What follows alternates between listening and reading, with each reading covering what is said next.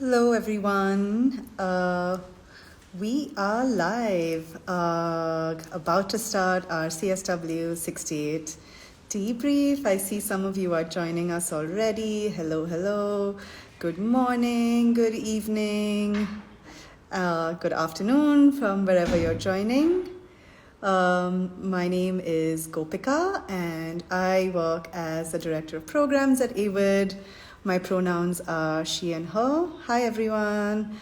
I see a lot of folks joining us. Welcome. I am Gopika, like I said. I work at AWID, and I am stepping in today for our co-executive director, Faye, and having a bunch of my very cool colleagues from AWID joining us to debrief on the Commission on Status of Women, which happened in New York from the 11th to the 22nd of March. So not too long ago. Hi, Vivian. Nice to see you. Hello.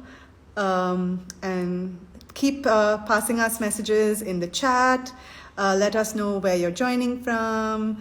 We're going to be together with a few others over the next 1 hour, really talking about what CSW was like for those of us who were able to attend. Hi, I see a familiar face. Hi, Duha. Nice to see you joining us live. So today I'm going to be joined by 3 staff from AWID.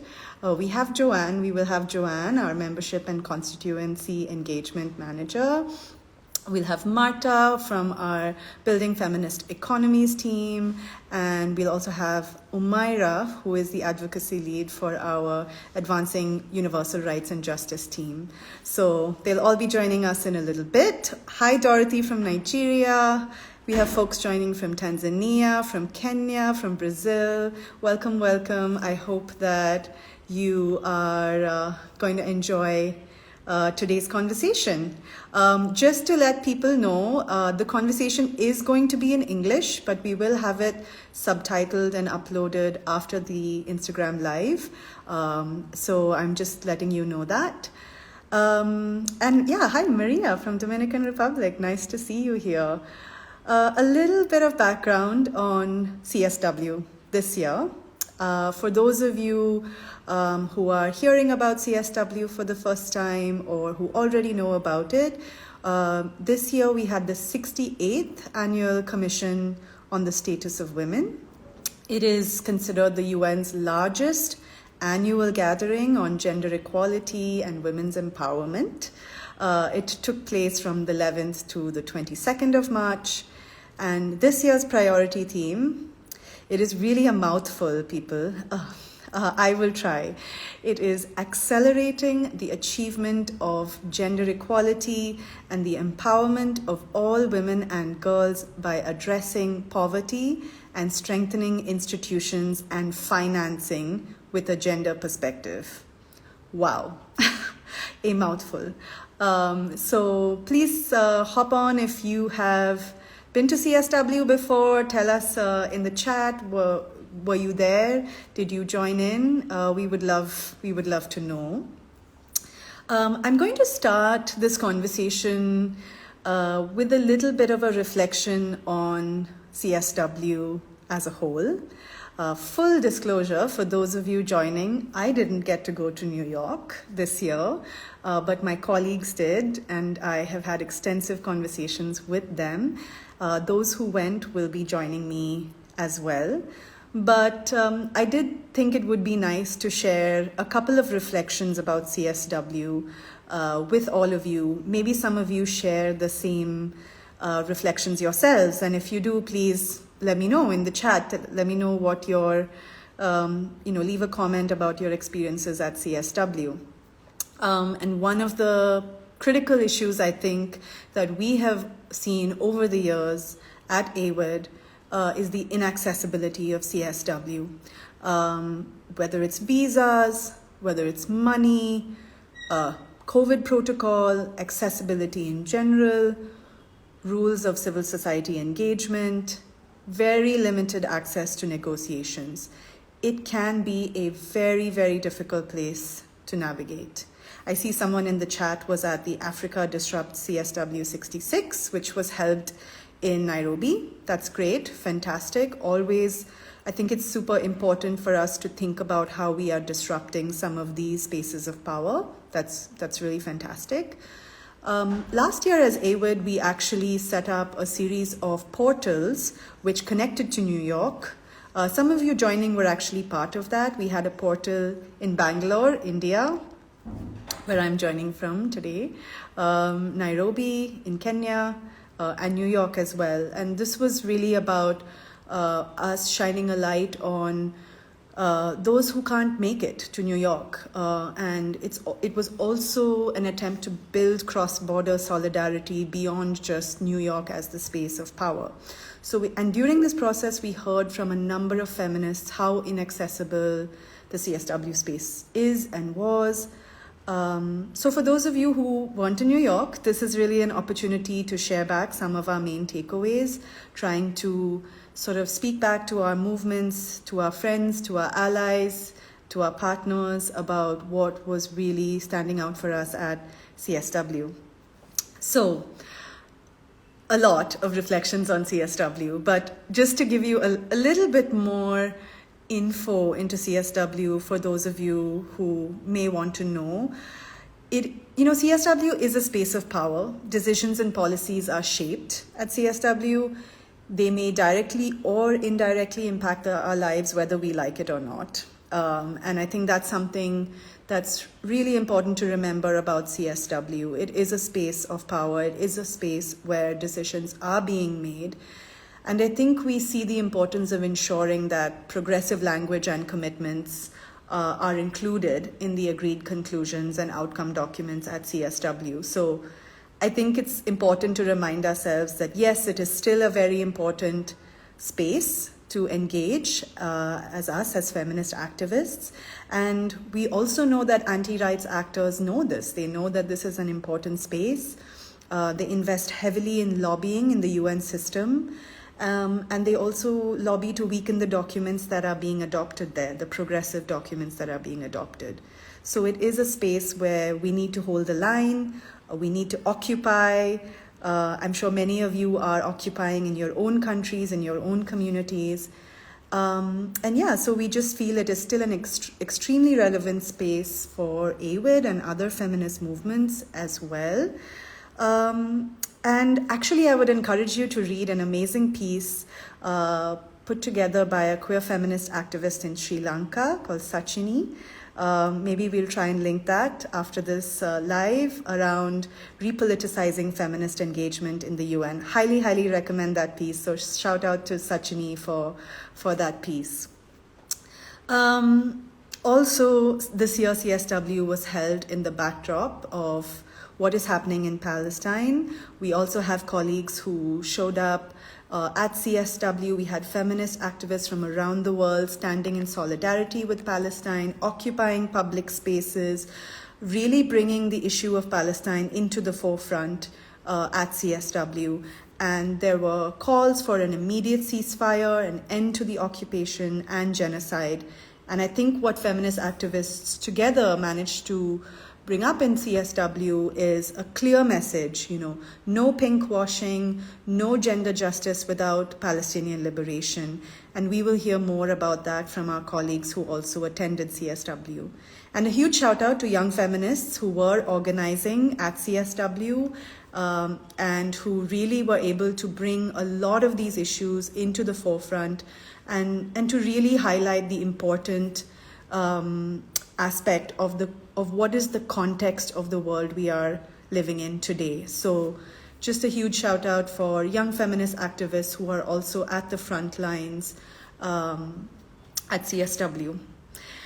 And before we bring in our first guest, Joanne, I wanted to actually highlight the importance of going back to the principles of global feminist solidarity and why it's important for us to keep showing up for each other and for ourselves, the importance of building resistance across borders, and also showing that we have the numbers. We can show up, we can show our power as feminist activists globally in a space like New York, which can be very overwhelming and a lot for those of us who are traveling there for the first time.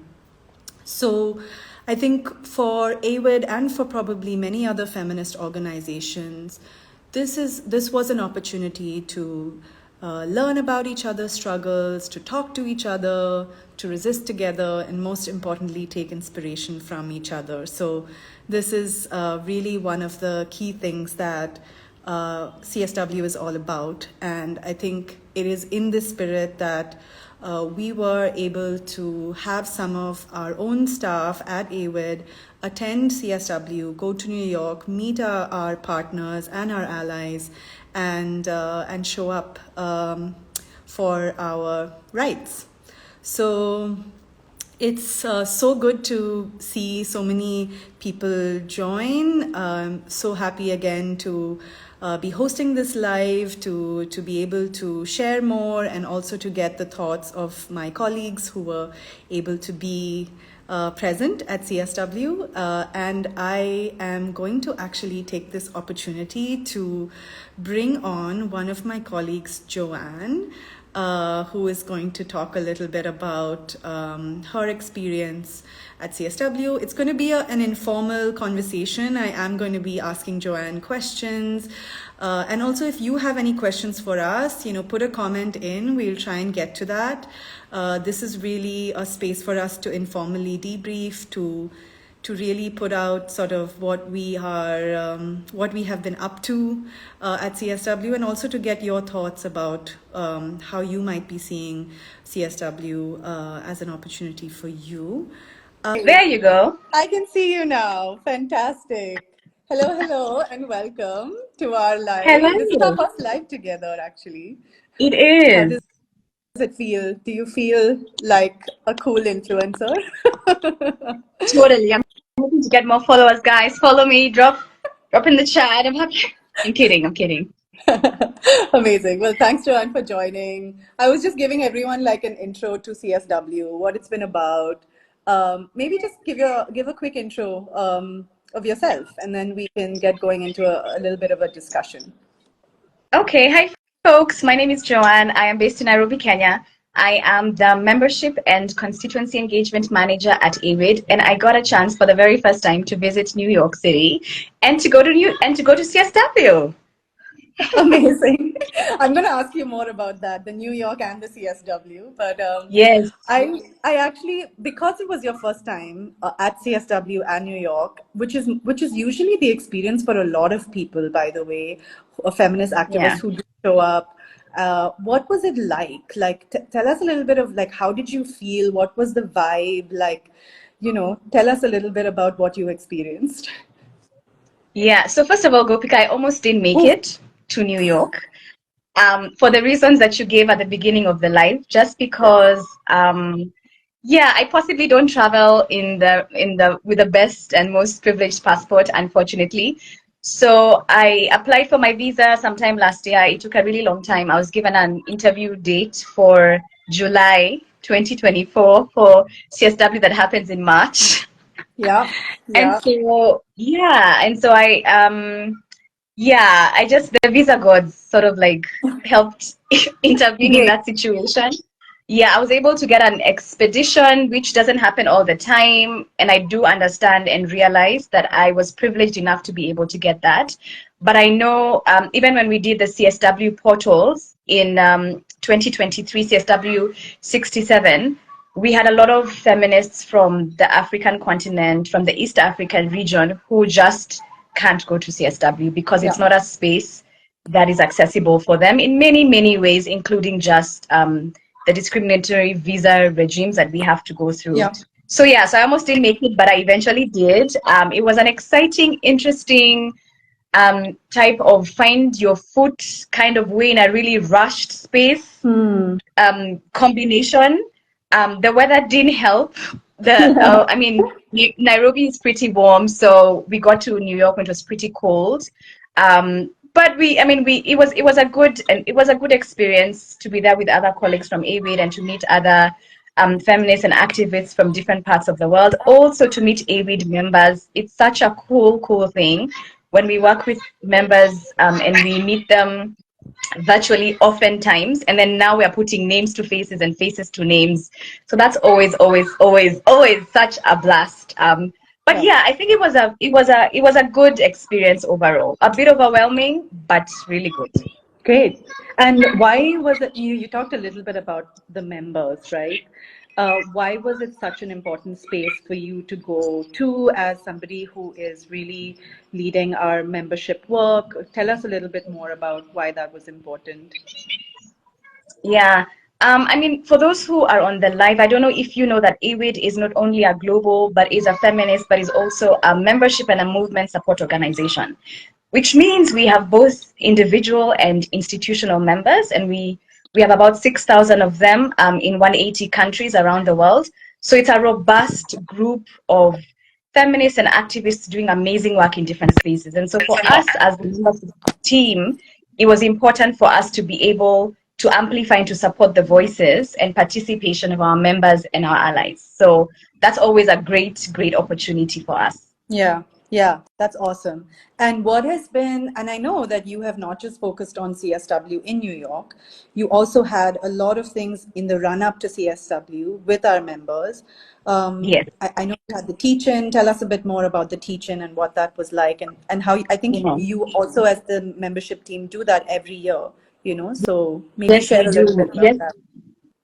Yeah. So, I mean, a teaching is something that that the membership team has every so often, and it's basically an opportunity and a space for people to come and learn, for people to come and hear, for people to come and listen, for people to come and be exposed to different things that are happening in the feminist ecosystem. And so, at the beginning of February, just before CSW, we had a teach-in in line with the overall CSW theme, and we had this kick-ass group of feminist voices who just brilliantly articulated and unpacked the issues of finance. So for people who joined, and I think we were about 90 or thereabouts, folks had such amazing feedback because we were able to learn and to listen about public-private partnerships, corporate capture, privatization, and how many of these things are linked and how we can approach them with a feminist lens. So it was a really exciting teaching, which was held virtually. But then also, in addition to the teaching, we had a survey that we normally do before CSW in March. And the whole idea of the survey is for us to know who's going to be in New York. What are they going to do in New York? Are they there with the organization? Are they there alone? And if they are, what issue are they tackling? Do they have a parallel event? Do they have something that we can be a part of? And what that survey did for us is, first of all, we were able to see the robustness of our membership and how folks are really keen on engaging in the CSW space. But we were also able to see the different thematic areas that people are working on and how us as AWID, we could use our position to sort of like amplify and support the participation of our members and our partners at CSW. So the survey was really cool. We had a list of about 50 or 60 interesting sessions that our members were a part of. Some of them they were actually hosting, others they were co-hosting with other partners. And so we just highlighted that. We shared it before we went to CSW in New York to let people know, if you're looking for a session to go to, how about you go to one of these sessions? So those are the two things that we did prior to getting to New York in March. Amazing. And I think it always helps to have like a path, because CSW can feel, like I said in the beginning, so overwhelming. And I think a lot of feminist activists who do show up there, I mean, it is a space of power, so it can be an extraordinarily intimidating. So it's really great to hear that, so many AWID members were able to like connect with each other.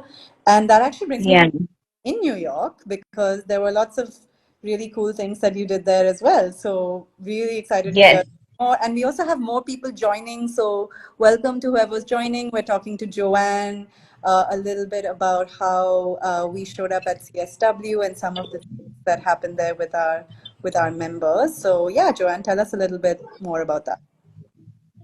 Yeah, and before I say that, I just want to say that we received really great feedback about the survey and about being able to sort of like list the activities that were happening.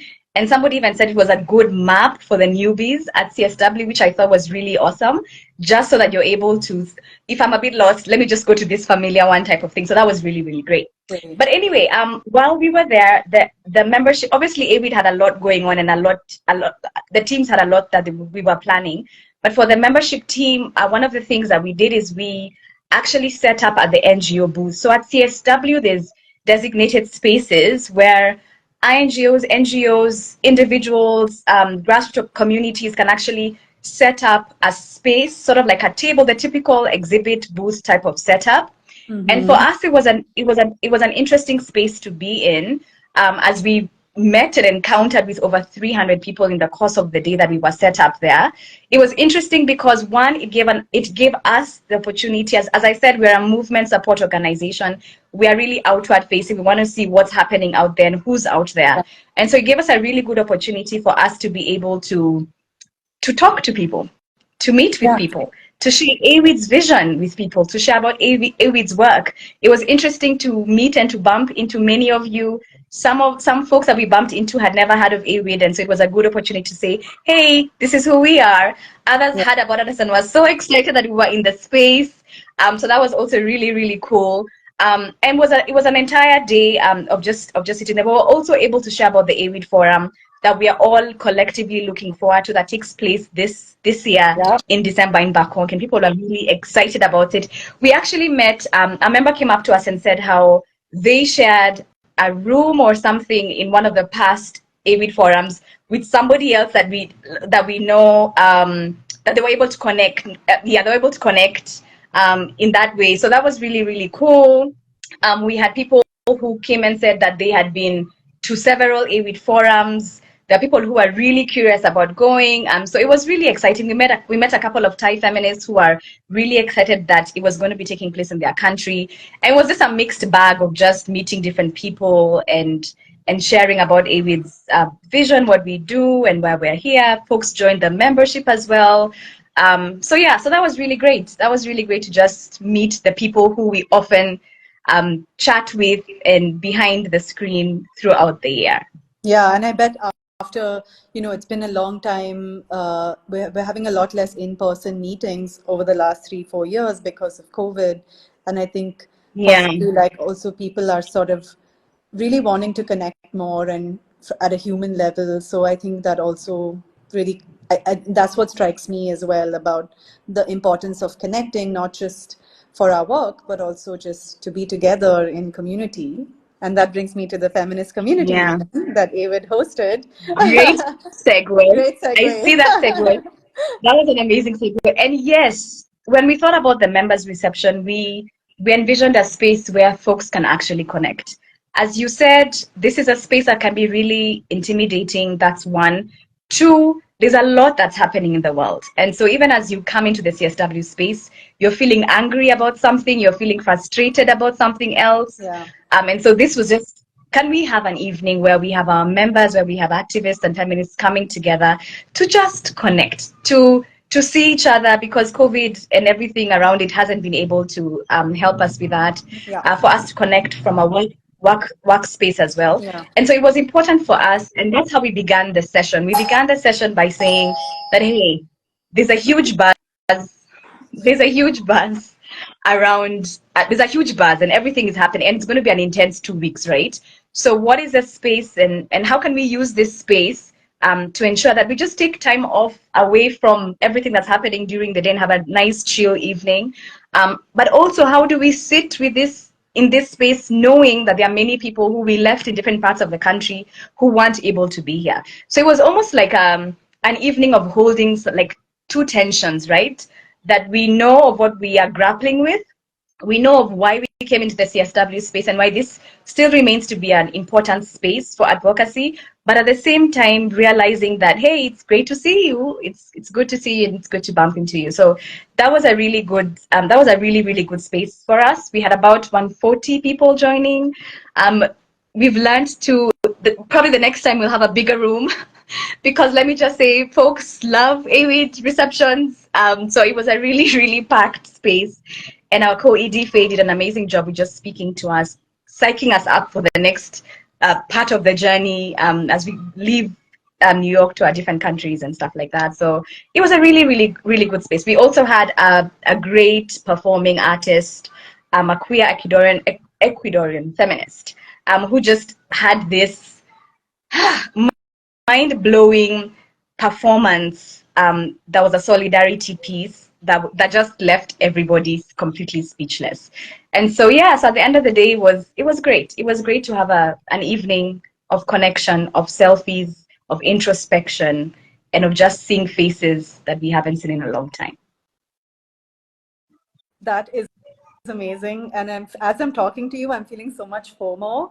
And for those who are just joining, I didn't get to go to CSW, and I was on the AWID, little group chat watching all of these folks. And so I was experiencing the collective FOMO of all of the rest of us who didn't get to go.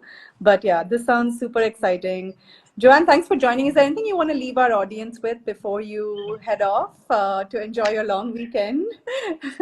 Yes, it would be a miss for me not to tell folks to join the AWID membership, because it's a cool space. It's a cool space where we get to share our work, to share ourselves in this feminist journey. So yeah, so we are welcoming you into the Feminist Constellation, aka AWID membership. Please join. It's an amazing space. Amazing. Doing your job well, Joanne. Anyway, thanks a lot for joining. And I'm going to actually invite another one of our colleagues. So thanks, Joanne, for joining us. And I'm going to continue in our CSW debrief journey. So see you soon. See you at work. Bye, Joanne.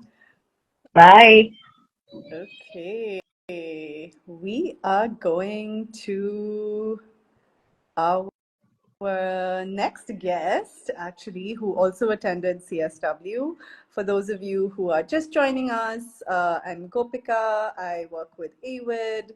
I am going to be joined by different feminist activists who work at AWID and who had the opportunity to travel to New York to attend CSW. So I'm going to actually add a colleague of mine from our team, Building Feminist Economies, about to hopefully have them join right now. Marta from our Building Feminist Economies team. Hey, Marta. Hey. Hello. Can you hear me? I can hear you loud and clear. I can also see you. Great. It's morning for you or afternoon? It's afternoon, yeah. Okay. How are you doing? I'm okay. I'm a little bit nervous. Insta lives are really not my thing, but I'm happy to be there. Marta, what is that? It should be your thing. I feel like it should be. We can't let the secret that out. You need to pretend that it's all. I'm just trying natural. to be vulnerable here, Gopika. Okay, perfect. In front of 14,000 AWID followers. No, let's keep it real. I think we should keep it real. Thank you. This is an Instagram live. We should be the vulnerable feminists that we want to be, because we're amongst our feminist community. So we should absolutely feel comfortable to do that. Right, down to business. Why don't you tell us a little bit about yourself? Let's start with that. Yeah. So my name is Marta. I'm from ex-Yugoslavia originally, but currently based in Barcelona, and I'm a trans feminist activist working in the Building Feminist Economies team at AWID. Amazing. And Marta, it was your first time at CSW, wasn't it? It was indeed my first time. Tell us a little bit about how it was, from where you were sitting as an individual activist, as part of AWID, like a little bit what struck you about being in New York? I'm like, where to even start? I have so many thoughts and feelings, so please bear with me. I'm still processing. I think really I first need to give a huge shout out to all the CSW feminist veterans, especially from the Global South, that have supported newbies and newcomers like me through the CSW space before, during, after. I don't think we would have survived without them. So I'm just huge appreciation for them.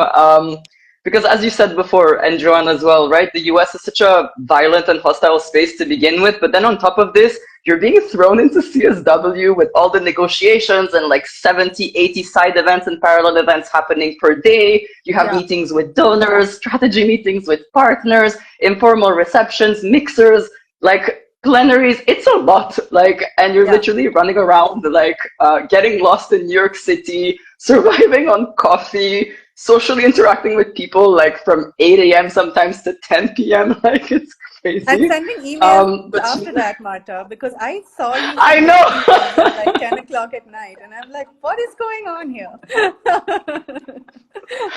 Thanks for calling me out in front of everyone. I won't Sorry. forget. This is what like collective accountability looks like. But it was just, so beautiful to see like all the self-organized feminist spaces that have been emerging over the years, because there was a lack of spaces also, as Joanne mentioned earlier, like for all of us to be in community, in solidarity with each other, to support each other. Like, for example, spaces like Femcom, which is convened by research. They organize regular check-ins, mental health breaks, they share collective analysis, they do debriefs, fun activities. Like those sort of like spaces for me are really amazing, because as you've said, CSW really isn't like an easy space to navigate between all the classism and racism and transphobia, homophobia, ableism. And then if on top of this, you're a grassroots feminist activist from the global south, then you're like basically torn between like the activism you do on the ground, the international policy making spaces, dealing with the lack of funding, dealing with like racist visa regimes and like horrific bureaucracies, largely inaccessible violent spaces. Like, I think we really need more of those spaces of care. They're really so essential because it just helps people to breathe essentially and be able to be in community and without having to, perform for the hegemony. So that was something that I think I feel really grateful for. I was gonna do shout outs to like individual people, but maybe I won't. Well, you can if you want to. But, oh my God, the list is so long. I don't think we have time for knowing this. you, I feel like the list will be very long. But I think it can be like, you know who you are. You're awesome. I love you. Yeah. No, yeah, for sure. And then something else that struck me, like from the panorama of just like CSW actors, and my brilliant colleague Umyra will talk more about this, but it just, as a newcomer, you know how oftentimes you go to these meetings and convenings and conferences where you're mostly with like-minded people, you're preaching to the choir type thing. Yeah. CSW was nothing like that. You could just clearly see like, I don't know, distinct political spectrums, like all the battles that are at play behind all this like political correctness, the diplomacy, the performance. Like, I think for me, it just really highlighted how, okay, we're in the same storm, but really we're not in the same boat. Like, take for instance, there's these incredible Pacific queer feminists from Diva for Equality on one side, literally talking about how one day you sleep on one piece of land and then the next day, like that land is underwater because of the climate crisis and rising sea levels. And then on the other hand, you have like rich, white, neoliberal, cis hetero women that are preaching for the inclusion of women, but just cis women, right? Into a system which we know is oppressive. And so then it's like, oh my God, like all these different, like, there's such a disconnect between what happens in New York and the lived realities of communities that are most impacted by the systemic crisis. So that's really something that kind of struck me also as a newcomer. I mean, what a thing to be struck by. So I think it's not often, and I think that also points to like how it's not often that you get opportunities where this sort of, I guess, situation plays out. And I think that's probably also one of the reasons why it can be such an exhausting place, because it can be very invigorating, but also sort of like why I'm, questioning why I'm here, what I'm doing. So yeah, I feel like there's a blog in this, Marta. I feel like there's a blog in this. It's actually coming. Okay, great. And we just had it's in the making. Former colleague Tenzin saying hi to us. Hi Tenzin, thanks. Hi Tenzin. Actually, this is going to take me into a little bit of what you showed up at CSW to do as the Building Feminist Economies team at AWID. I know that this year's theme was extremely important for both AWID and our allies and partners when we talk about, this sort of depoliticized framing around poverty and finance. So really want to ask you to share a little bit more about what were you kind of engaging in the space for, and what were some of the key things that you felt, the key conversations that AWID and our partners were really looking at highlighting during CSW. Hi to everyone who's just joining. Thank you for joining us. We're hearing from Marta a little bit about what was happening at CSW. So thanks for joining, and yeah, keep leaving your messages there. Marta, over to you. Thanks. So yeah, considering this year's focus on finance, I feel like the Building Feminist Economies team obviously had to be there. And so really our objectives when engaging in the space, like we really wanted to be there to challenge all the neoliberal narratives that you mentioned and false solutions around poverty, development, and financing.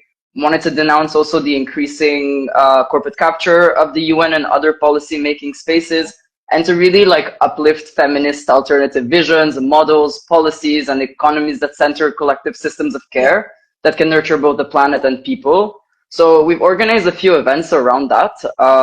One of those events really focused on illicit financial flows and anti-gender movements with our partners from the Institute for Journalism and Social Change and NAWI, the Pan-African Feminist Political Economy Collective, which if you're not following already, I highly suggest you do. Follow. And so what was amazing about that event is that really there was this unpacking of how this global financial system really facilitates illicit financial flows and like all the gendered impacts of like those billions that were like, oh, lost, but actually often end up in the hands of anti-rights actors. And that has disastrous consequences for the rights of women and gender diverse people. We've had another event on challenging corporate power with an overview of the different ways corporate power actually impact women on the ground, especially women human rights defenders and land defenders, and how feminists are pushing back against corporate power. And one of the tactics was being involved in a UN binding treaty to regulate transnational corporations. So we had the chance to hear from our partners of the Feminists for a Binding Treaty, which was amazing. And then we've also organized like a fantastic feminist climate justice strategy meeting with incredible feminist powerhouses, I have to say, just to get a better sense of each other's strategic priorities for the next few years, how they intersect with climate and economic justice, just to reflect together on like what are the potential collaborations and points of convergence in the future, and also how do we want to continue working together post CSW. Essentially, like all the things that are a lot more difficult to do online than they are in person. Yeah. So it was really great to kind of have those spaces. Yeah, that's a lot. That is a lot. I know, amongst other things. And you were behind the scenes during all of this, pulling this all together with our partners that you mentioned. And through all of this, so I know that the way that CSW works, there's always a lot going on, but I think we recognize that our entry points into this year's CSW was really about how we want to challenge a lot of these sort of things like corporate capture, how we can rethink paradigms and also offer alternatives. Did you see a lot of alternative talk there? What was your sense of what the general conversation was about that feminist activists were bringing to CSW? What were some of the other themes, or were a lot of the themes similar to what we were talking about with our partners? Mm-hmm. So from where I'm standing, and obviously this is also my personal opinion, I've seen like a lot of great analysis of like the context and what's happening around the world. But I think that we have to perhaps shift a bit the narrative towards solutions, towards alternatives. Like I've seen also fantastic side events where people were like saying why it's important to push for debt cancellation and tax justice and addressing illicit financial flows. One of the things that I really was hoping to see more of was a focus on concrete, like actual concrete feminist economic alternative models, like being presented, especially because this year we're talking about finance. And so I think I went on the CSW NGO Forum website that lists all the events, and I think that out of like 700 events, there was only like 4 or 5 focusing on feminist cooperatives, for example. And I'm like, this is something that I feel is missing, because we can push for like alternative policies, but at the end of the day, how do we build autonomous alternatives that go beyond just the international policy making spaces that we are a part of. So Yeah. I'm really hoping that we can see more of that in the future. But then again, it also connects to the issue of who is missing in the room, right? Yeah. And why, that you already mentioned with Joanne before. Yeah. So that's one of the things that really struck me also. Wow, that's a staggering number. It's amazing that you did that analysis. That's great that you did. It took a while, but thank goodness for Control F. Alternatives. How many people are talking about alternatives? No, but I think that's a valid point, and I think that's always, I think, the struggle that internal struggles within feminist movements about how much energy do we put into critiquing, how much do we actually think about coming together collectively, thinking about alternatives. I think this is a constant challenge, not just at CSW, but outside these spaces as well. How do we keep challenging and keeping that sort of vision of what we want reality and alternatives to look like? So I think that's a great analysis that you did. Put that in your blog. 100%. Okay, key takeaways, and then I'm going to let you go. Tell me what you took away from CSW. What might you go into next year also thinking about more? Excellent. Great question. Thank you. I'm glad to hear that we're going to be at CSW next year. Two things, I think. The first one is really that connects to the point that Joanne was making. I think the importance of relationship building. We talk a lot about movement building, but I think the essence of movement building is relationship building, and these things do not happen at side events. They happen in corridors between the events. They happen over coffee breaks. They happen at dinner or drinks after long CSW days. Yeah. And I cannot convey to you like the sheer joy that I've witnessed, especially in the first few days of CSW. People bumping into each other that hadn't seen each other in years, people meeting for the first time in person after collaborating online forever. Like, it was just priceless. And I think it just keeps serving as a reminder as to why we're doing this work. And you could just see how it was rekindling people's energies and spirits, which is, I think, all the more important considering that UN work isn't the easiest or the most exciting one, to say the least. But yeah, for me, it just really reaffirmed the importance of having and making space for these connections to happen and to be nurtured, because the work after that, it takes on a whole other meaning and a whole other level. And another thing that I will leave you with is really, I think that we seriously need to reclaim our advocacy from the clutches of neoliberalism. This is putting my economic justice hat, but I think that too often we are missing that intersectional feminist economic justice perspective when engaging in those spaces. But we can never really forget, when we engage in human rights advocacy, that human rights are neither neutral nor universal, and they're a Eurocentric construct that's always tied to the capitalist economic system. And that system is responsible for depoliticizing our movements since the 90s. And so how, as a result, we end up focusing a lot on equality of rights and the inclusion into a destructive system, instead of addressing really the root causes of those inequalities: colonialism, imperialism, capitalism. And so I think without that economic justice perspective, you can't even see also the structures of global governance being hijacked by multinational corporations. And I think that we have to find ways to stop playing the game according to neoliberal rules and to direct our efforts into taking actions that actually disrupt the economy, because this is where it hurts the elite and those in power the most, and push for, addressing illicit financial flows and tax justice and debt cancellation and reparations and land back and substantive decolonization and feminist alternatives that are based on care and the sustainability of life. So I really look forward to next year's CSW and having all of these insights and continuing, to critically engage in the space and building those connections with other fantastic feminist partners. Amazing. If I had a fire emoji right now, I would just put it on the screen. Lots of fire emojis going on while Marta.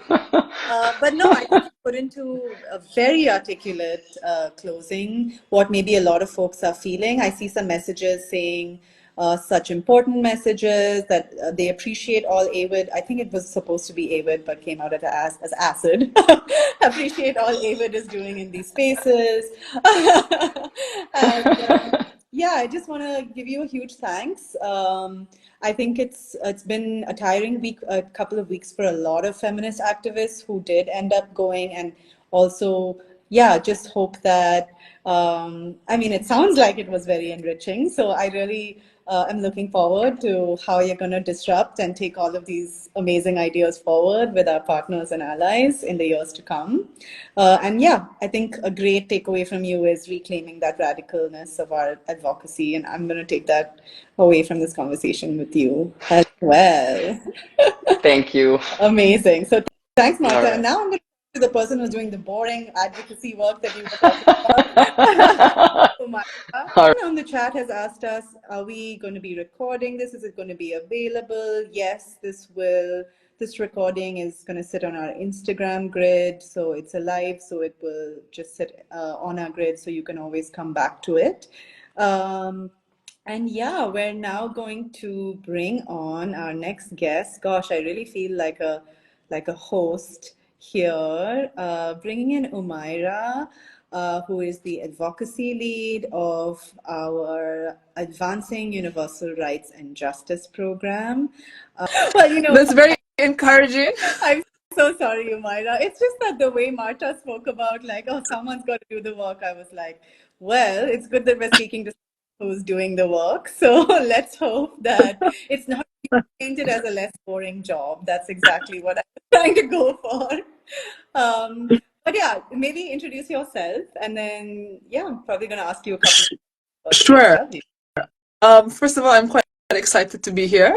My name is Umyra Ahmad, and I'm a Malaysian feminist, and I work with the Advancing Universal Rights and Justice team at AWID. What we do basically is look at the manifestations of fundamentalisms and fascisms in multilateral spaces, while also working with partners to challenge this and build a collective analysis around what this looks like, so what this means, not just in terms of documenting the examples of these manifestations, but also finding ways to challenge them together, whether it's at the multilateral space, at the regional space. Yeah, so that's some of the work that we do. Amazing. Thanks, Umyra. And you have been to CSW a number of times. And I spoke to 2 CSW first-timers this year, so far in this conversation. But I would love to know, sort of from your perspective, how you have, just as an individual, someone showing up year on year, what has been some of your sort of takeaways? What have been some of your observations about the space? I know there's a lot of folks who are skeptical of these kind of spaces. There are folks who believe that these are the spaces we need to be in. So yeah, just a little bit of reflection on where you see the value of being at CSW or not. So I think as feminists, we constantly live with these tensions, whether it's at the multilateral space or national space, of how we engage with the state and institutions that we know to begin with at the beginning of their creation has always been not just only in favor of oppressive structures, but also institutions that uphold them. And I think CSW is a key example where we see this tension play out. And so obviously within feminist organizations, within different movements, the question of whether or not we should engage in CSW is a constant push and pull. And so I think every year, and even as AWID, and we've also talked to partners, it's a challenging question. But I think it's a question that we should not stop asking. And I think it's a question that we should approach strategically without buying into such a, I mean, I'm sounding like I'm a middle ground centrist now, but I'm not. but I think it's not so black and white. But I think there are roles for organizations like AWID to play, and especially what my colleague Marta was saying earlier, is that how can we challenge the system in the most radical way, while also recognizing there are some of these spaces that it matters to national activists, and let's try to figure out a way to bring those things together while also constantly challenging the system and critiquing it. And so I think that specific tension was also very clear this year. And I think looking at our work as ours that looks at fascisms and fundamentalisms, I think it's also taking our own questions around how much these institutions can serve us to another level, because we are seeing the infiltration of the UN, where at the start, the Human Rights Project, with its limitations, is starting to not work for us at all, and instead against us because it's been co-opted. So long story short, there's always a tension we have to live with. And so I think it's great for us to talk about it and think it through together.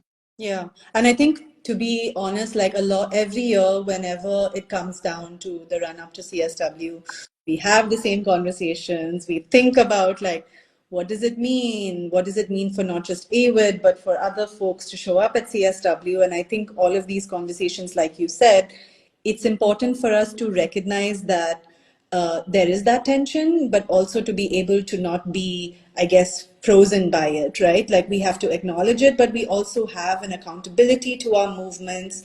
We have to really move the needle. Many folks actually talk about our role in terms of challenging a lot of the mainstream narratives that tend to be floating around. So I think it's also about taking our responsibility and accountability as a movement support organization. What does that mean?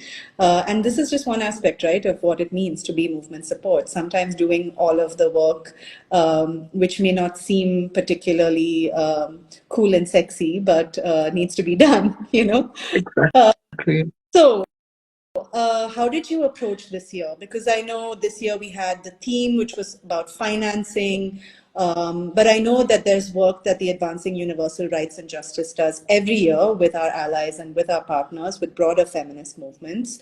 Tell us a little bit about both the formal spaces and a little bit of like the strategizing and the other work that was going on at CSW this year. So I think one part of our work that we have been doing for a while, and kind of the core aspect of my work at our work at the Advanced Universal Rights and Justice team, is, like I said, the monitoring the kind of the impact of far right and religious fundamentalists organizing and discourses in the space. And so we work together with a coalition of feminists that have been doing this work for a while, has seen this work manifest in their national context, and also make the connections between those two spaces. So in this way, we did in some ways the usual things that we do, and also we brought feminists together to have a conversation around and to look about how these trends has grown. So in terms of that approach, we did what feminists do best, bringing an analysis together, bringing our own expertise around how we understand power together, and really look at the system critically and think, okay, what can we do to strategize more forward? But at the same time, I think it's really important for us to recognize, and I think we are at a very critical moment where there's a genocide ongoing. A lot of state actors who have claimed to be gender friendly have been not only complicit but actively supporting this genocide. And so in a space where we as feminists also have relied on these states to champion our cause, we are also having to contend with the fact that we have to backtrack and think about what are we really doing? What does this mean for us, right? Yeah. And I think some words that are often being used is polarization.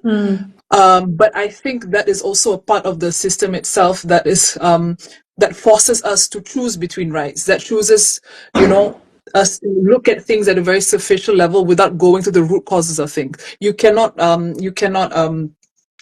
divorce settler colonization from gender justice. You cannot divorce Palestinian liberation, from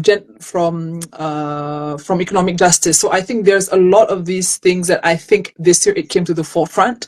And for us as folks who are working on, anti-rights actors, like it's become such a buzzword now, there's a question of, okay, so what does these categorizations actually mean for us practically when we do work, and what are we adding to as a problem, right?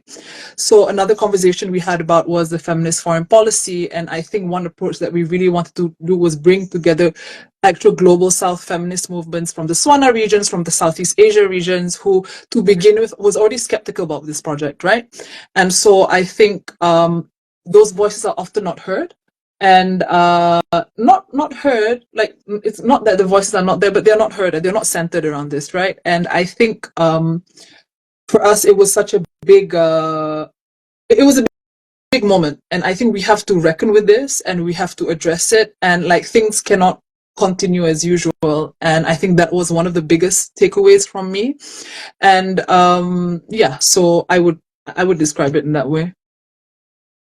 And one of the issues I think that, when you talk about anti-rights actors, there is so much going on at CSW in terms of blocking and trying to take away progressive language, and there are some trends also that are happening across many CSW. So it's not just, this is not the first time. So I know that what the AURJ team also does is analyze some of these trends, and what has been some of your observations around that with your coalition partners?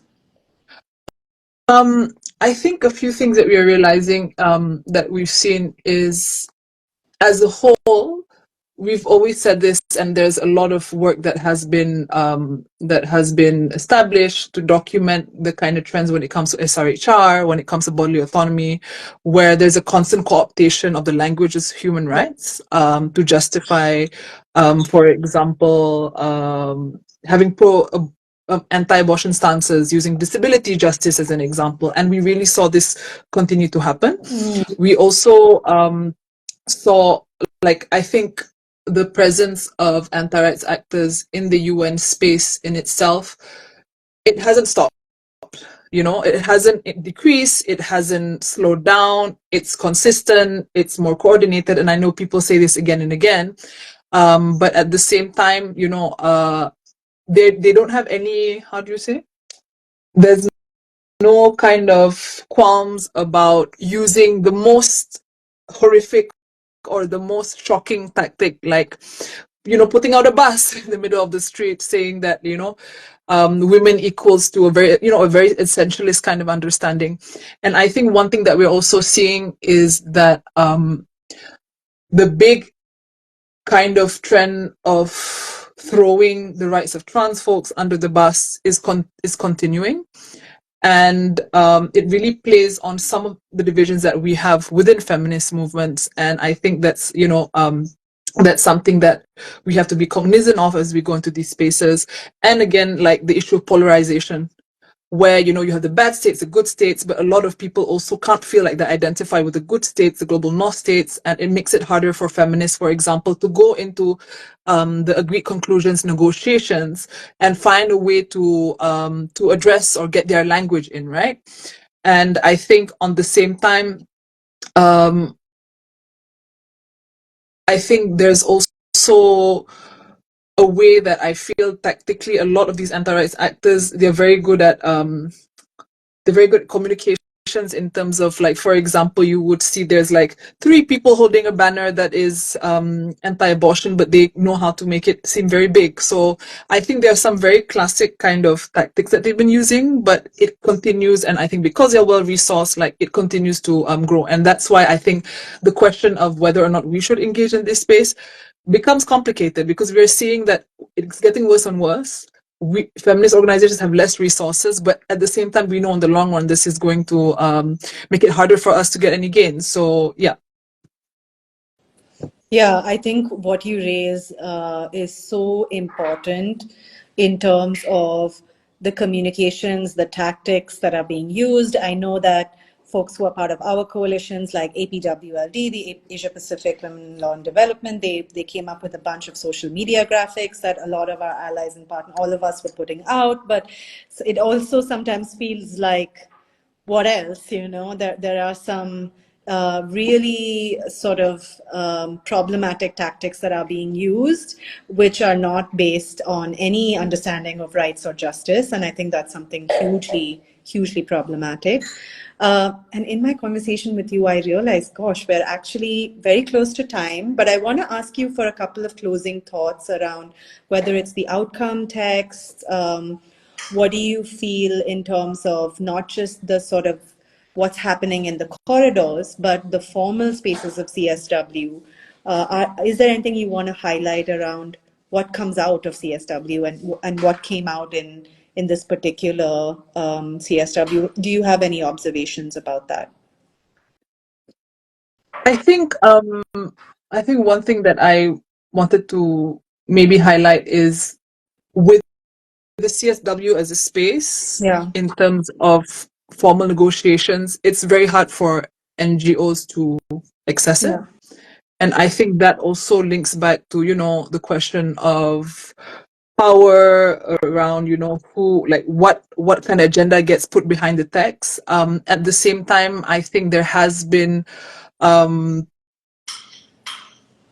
positive developments where we've seen the issues like because of the feminist advocacy around what was going on around, pushing for ceasefire language, there had been strong recommendations about, pushing states to support and provide emergency assistance, to address war crimes. I mean, not like, we know also the text is not legally binding, but I think it's an important thing to, like, it's an important way for us to always think that at the end of the day, we have to push on so many fronts. There's a formal text, there's the space for us to get together and think about our frameworks, and I think we need to constantly be everywhere all the time. And how can we support each other to do that in a more strategic way, in a way that also recognizes power, but also the tensions that we've talked about, right? And I think also really breaking down, this is a very theoretical thing, we say breaking down the silos, what does that actually mean? But I think we have to keep on pushing towards that. I think Marta was saying earlier, we also have to critique the neoliberal framework of the human rights system and really acknowledge the limitations that it puts on us. So I think that's an overall kind of takeaway that I would say at the end. Amazing. Thanks, Umyra. Gosh, I really don't have to do much. I was, before this live, I was thinking, oh my gosh, how do I sound intelligent? And then I have all these amazing colleagues of mine who really just throw it down and tell us how it's done. Thank you. It can't be an easy space to be in. I also want to acknowledge that even though you're part of AWID, it is, as a Global South feminist showing up, often you are one of the only Global South feminists in a lot of these spaces. So I just want to give you a shout out for doing that work. It's not always easy and it's not always welcoming. So yeah, thank you so much for joining us. And I will be, I kind of am a little relieved that the CSW season is over, right? But we know that as soon as it's over, it starts again, right? It starts again and we do it again, because that's what we need to do in terms of all of the different ways in which we support movements. So thanks, Umyra, and thank you so much, Gopika. Take care. Have a good day. For those of us who are just joining, we're actually just wrapping up our informal CSW debrief. We had a lot of really important, interesting interventions from AWID staff who managed to attend CSW, who are part of organizing spaces, who are part of working with our allies and partners to sort of curate different spaces, formal and informal.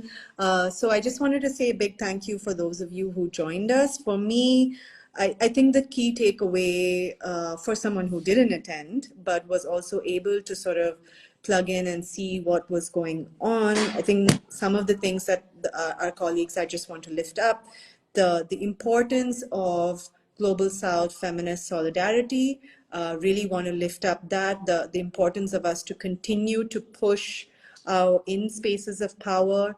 I really loved what Marta said about reclaiming political advocacy, to really get back into radicalizing our advocacy, challenging ourselves, really doing that kind of work. And yeah, I think that is really, really important. So thank you to everybody for your contributions. Thank you to those of us who have joined. I think we hope that you were able to sort of get a window into the world of what happened in New York, but at the same time also remember that the struggle is not only in New York, it's in where we are, in our context, in our countries, with our governments, and with our communities.